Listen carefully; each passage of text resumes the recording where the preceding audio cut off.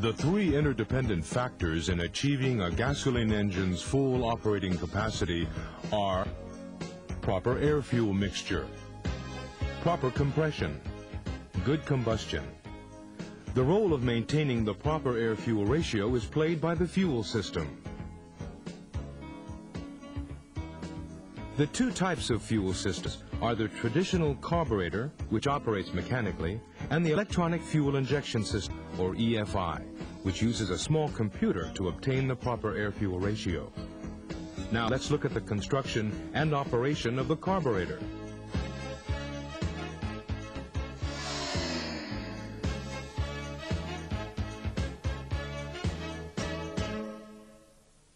In this video, we will introduce the following 4 points. First, the components of the fuel system. Second, the principle of the carburetor operation and the importance of a proper air-fuel ratio. Third, the construction and function of the carburetor. And finally, the adjustment of the idle mixture.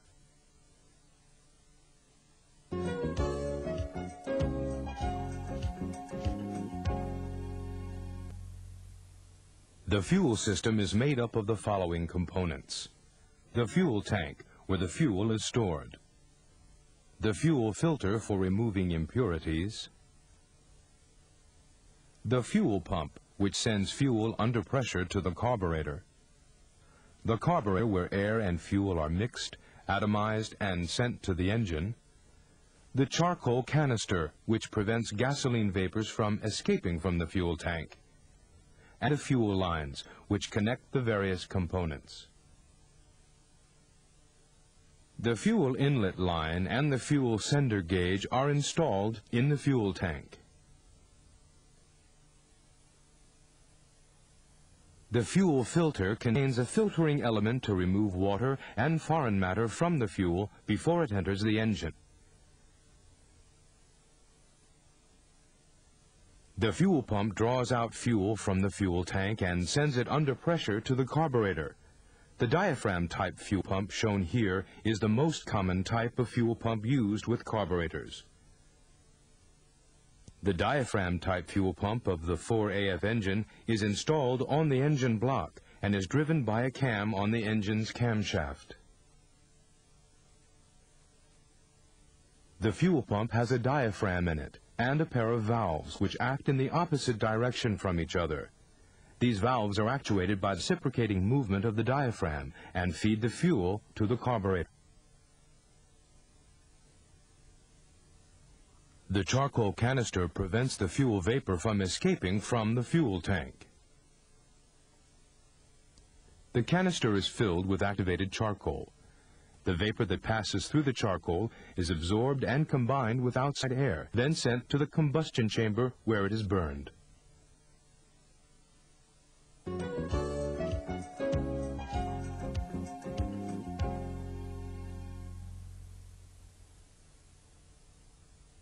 The carburetor mixes the proper amount of air and fuel in accordance with the operating conditions of the engine and sends it to the combustion chamber.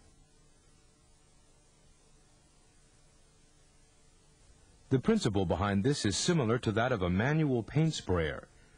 When air is blown through the pipe, the liquid inside is drawn up and mixed with the air, forming a spray. An increase in the speed of the air blown through the tube will create to draw up the liquid and create a mist. This is a model used to demonstrate the principle behind the carburetor. Air is blown in at the bottom, creating a vacuum which forces the liquid out. We will explain the functions of the carburetor using this model. First, we will conduct a test in which the nozzle of the fuel pipe alone protrudes into the air tube. If a vacuum is applied to the bottom of the tube, we see that the fuel rises in the pipe a little, but due to insufficient air pressure, enough fuel will not exit the pipe.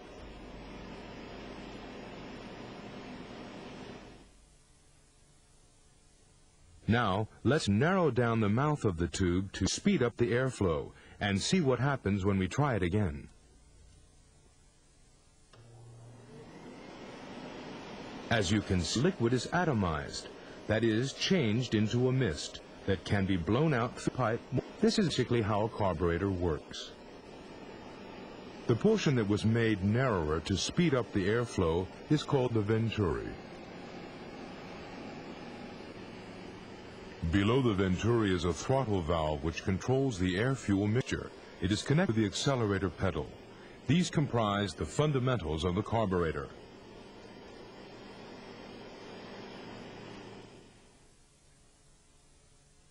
This is how the air and fuel are mixed, but it leaves us with one problem, namely how to achieve and maintain the proper mixture of air and fuel, or the correct air-fuel ratio. Theoretically, the optimum ratio for combustion is 14.7 parts of air for every 1 part fuel. If this theoretical ratio is achieved, the result will be easy engine starting and complete combustion. As long as a mixture at this ratio is supplied by the carburetor, the engine will run smoothly. Now let different driving conditions beginning from when the vehicle is started. Naturally, the engine is cold, making it harder for the fuel to be atomized. This alone is enough to create an improper air-fuel mixture. Hence, it is necessary to provide a greater ratio of fuel to air. Just when the vehicle is accelerating. We know that fuel is heavier than air, so since the amount of air is increased when the accelerator pedal is pressed, the amount of fuel also must be increased to obtain sudden acceleration. When the engine is idling, or when the vehicle is traveling at low speeds, fuel and air do not mix well.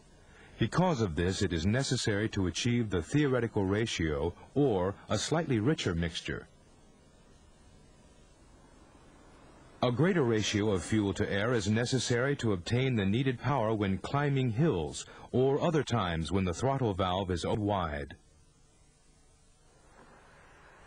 The theoretical air-fuel ratio, or a slightly leaner mixture, is needed when driving on straight even roads at constant speeds.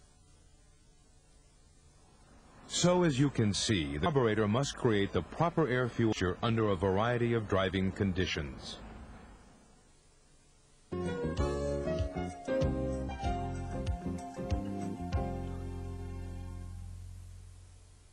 Although there are many types of carburetors, we will examine the workings of the carburetor used for the 4AF engine. This carburetor is called the double barrel type because it has 2 passageways, or barrels, for carrying the air-fuel mixture. This is the primary barrel, and this is the secondary one. The air that passes through the air cleaner enters the barrels here. The fuel from the fuel pump enters the float chamber here.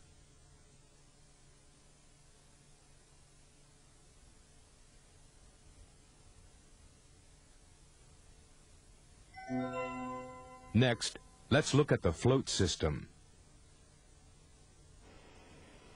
The venturi determines the amount of fuel that is drawn in and mixed with the air. However, if there is any variation in the height of the nozzle from the fuel surface, labeled H in the diagram, there will be instability in the air-fuel mixture. So, the float system was devised to maintain a stable level of fuel in the float chamber, which changes in the distance between the nozzle and the surface of the fuel. The float system consists of the float chamber, the float, and the needle valve. The air vent tube ensures that a uniform pressure is maintained in the float chamber and above the choke valve at all times. If the fuel level drops, the float will also drop, causing the needle valve to open and allow more fuel to enter the chamber. Conversely, if the level of fuel increases inside the chamber, the float will rise and close the needle valve, stopping the flow of fuel.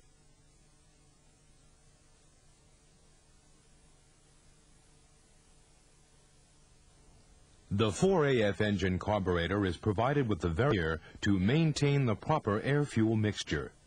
Of these, only the primary barrel is used when the vehicle is traveling at low or medium speeds.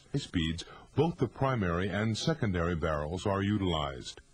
Let's look at these in order. The primary low-speed circuit supplies the air-fuel mixture when the vehicle is idling or traveling at low speeds. Here we will use a model to demonstrate. As you can see, the throttle valve opening is very small when the vehicle is idling or traveling at low speed. The amount of air allowed in by the Venturi is small, insufficient to draw up much fuel.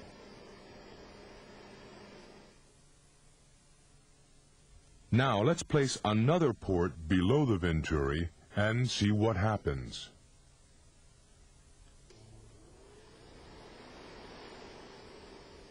Because the vacuum below the Venturi is greater, more fuel is drawn into the barrel.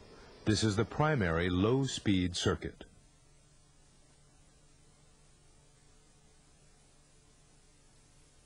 The actual flow of the fuel is as follows.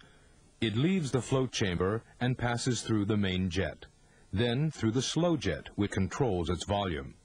It then goes to the primary air bleeder, where it is mixed with air, and then to the economizer jet, where the volume is further controlled. Then the air from the primary air bleeder is mixed well with the fuel and delivered from the idle port. The idle port is supplied with an idle mixture adjusting screw to allow the idle air-fuel ratio to be adjusted. The mixture can be made richer while the engine is idling. When the throttle valve is opened slightly from the idle position, there will be an increase in airflow. However, the fuel supplied by the idle port alone would result in a lean mixture. To prevent this, there is another port called the slow port. The effective surface area of the slow port increases as the throttle valve opens. This prevents the mixture from becoming too lean until fuel can be delivered from the main nozzle. The fuel supply and slow port stops when the throttle valve opens to draw out fuel from the main nozzle. In the primary low-speed circuit, there is a fuel cutoff solenoid. When the ignition switch is off, the root is closed and the fuel supply is interrupted. In some engines, a fuel cutoff solenoid also activates when the engine is running at slow speeds. Next is the primary high-speed circuit. The construction of this is similar to that in the carburetor model we looked at earlier. It is the most widely used main circuit, although there are mechanisms to activate to assist when act or speed is needed. This side is the primary barrel on this model. The Venturi is designed this way for maximum mixing of air and fuel.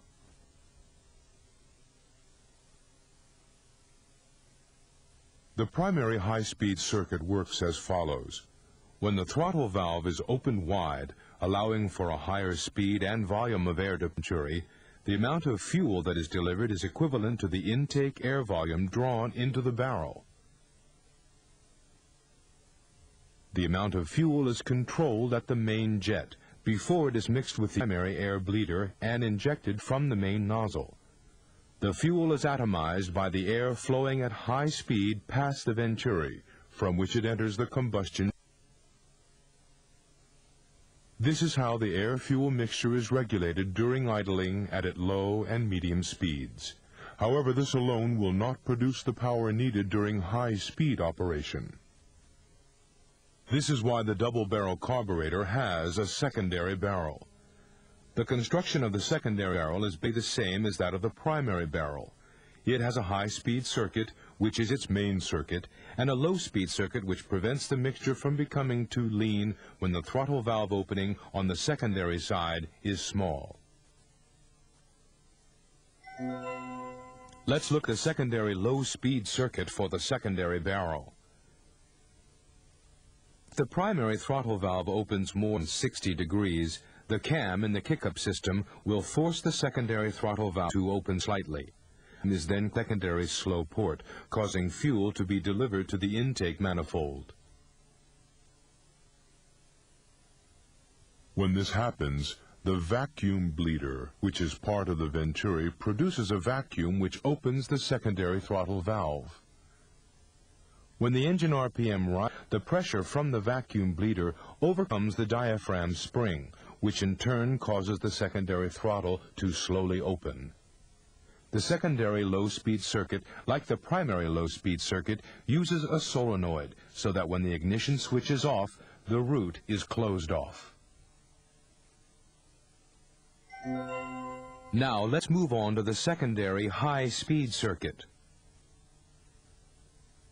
When the secondary throttle valve starts to open, a vacuum is created by the vacuum bleeder. This is strengthened by the diaphragm, which causes the second throttle valve to open further.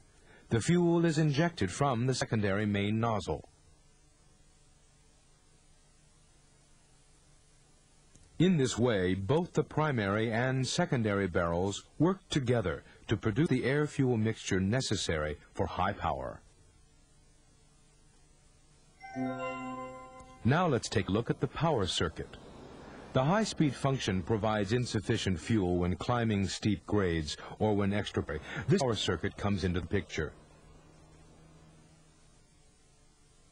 The power circuit consists of a power valve set into the root that communicates with the primary main jet. It opens to allow more fuel to flow through to provide the rich mixture needed when extra power is called for. When driving at a constant speed with the opening of the throttle valve small, the power valve is closed due to the high manifold pressure. When a big increase in power is needed, the driver depresses the accelerator pedal, thus opening the throttle valve wide. This causes a decrease in the manifold pressure. When the pressure in the manifold falls below the standard value, the spring pushes down the power piston and opens the power valve. The flow of fuel becomes less restricted and the fuel is delivered from the main nozzle.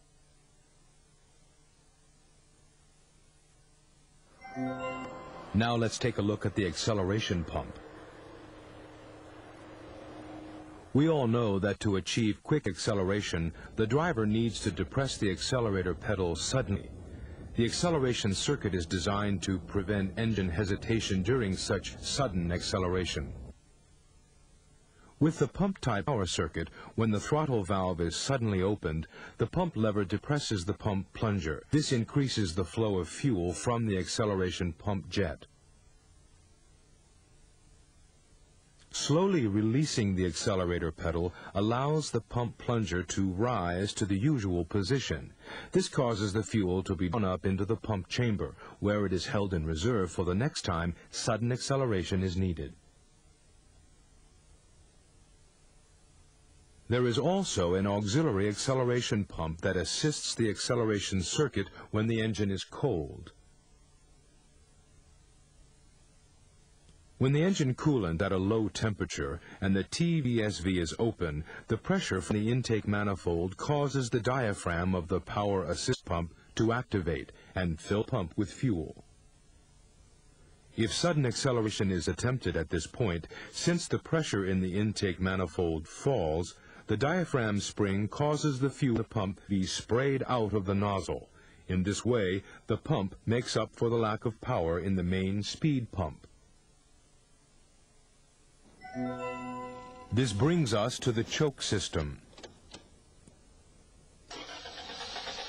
Without a choke, it would be difficult to start the engine in cold weather. The choke valve is provided above the nozzle to decrease the amount of intake air during starting. In this way, the choke helps start the engine and improves drivability.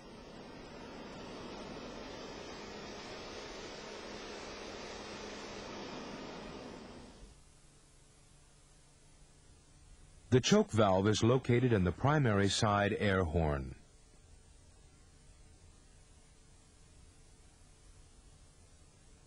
At present, as is shown here, the most common type is the automatic choke system. We will also introduce the electric automatic choke, which is currently in use in most vehicles.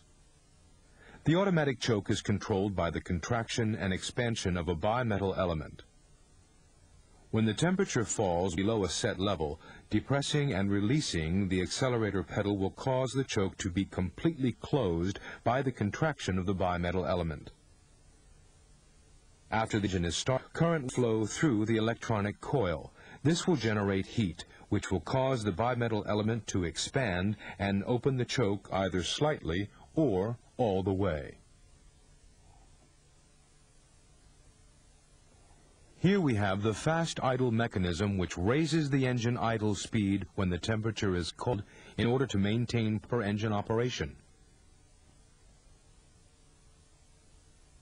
When starting the engine in cold weather, depressing the accelerator pedal once and then releasing it will cause the fast idle cam, which is connected to the choke valve by a rod, to open the throttle valve slightly. In this way, a slightly higher engine idle speed is achieved.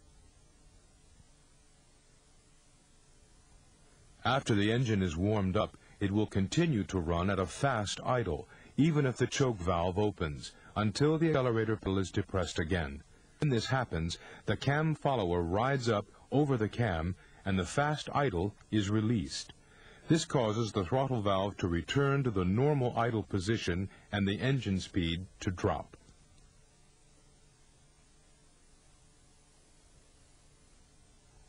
Let's move on now to the unloader mechanism.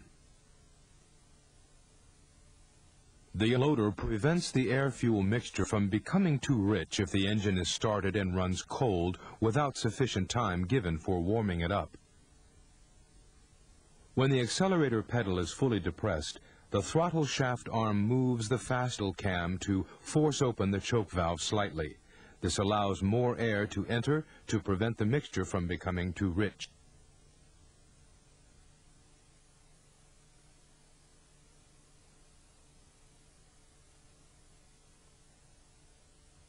Let's look at the choke breaker. During cold starts, the choke valve may remain closed, providing an overly rich mixture, which could lead to engine stalling. The choke breaker causes the choke valve to open slightly in this situation to prevent the engine from stalling. When the engine is started, the low intake manifold pressure causes diaphragm A to slightly open the choke valve. Till the engine warms up and the coolant temperature rises to normal operating temperature, the TVSV opens, and the vacuum from the intake manifold causes the choke opener diaphragm B to open. After this, the choke valve is operated by the auto choke mechanism.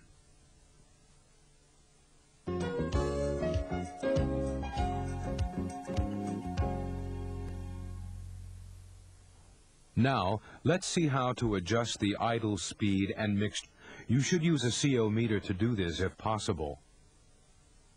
First, in order to adjust the speed mixture properly, we must make sure that the following conditions are met. Make sure that all the electrical accessories are turned off. Check to see that the transmission is in neutral. Make sure that the engine is warmed up. Confirm that the ignition thing is set properly. Examine the float level in the carburetor to see if it indicates the correct fuel level. And finally, check to confirm that the choke valve is completely open. After these conditions have all been fulfilled, connect the engine tester and proceed to check the idle speed.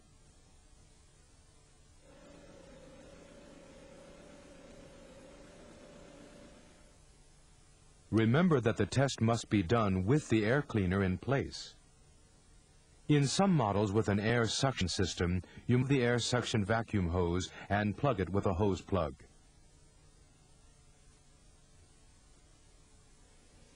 Turn the idle mixture adjusting screw to raise the engine RPM to its highest permissible idle setting. Then turn the idle speed adjusting screw to set the idle to specify idle mix speed. Repeat these 2 steps until the engine RPM will no longer go above the highest permissible idle setting.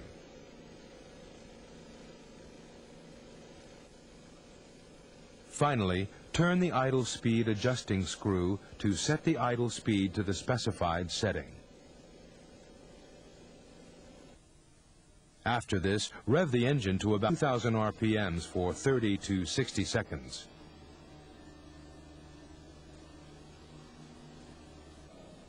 Give the idle speed 1 to 3 minutes to stabilize, then test the exhaust by inserting the CO meter probe 3 centimeters or about 16 inches into the tailpipe.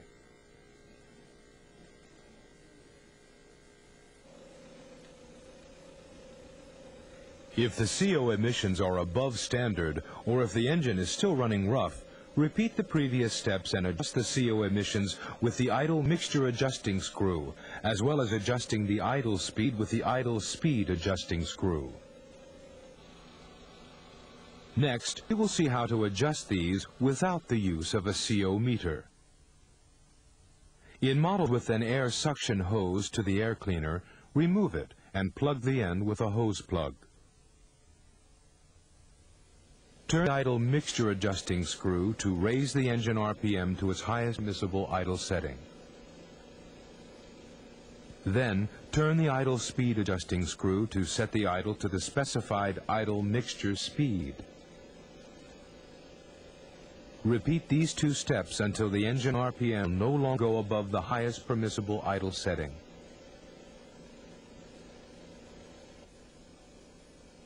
Finally, turn the idle mixture adjusting screw to set the idle speed to the specified setting.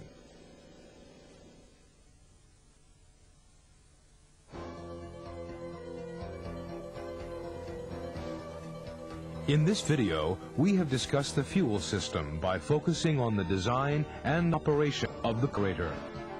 The fuel system greatly affects the vehicle's operation, power output, and fuel efficiency.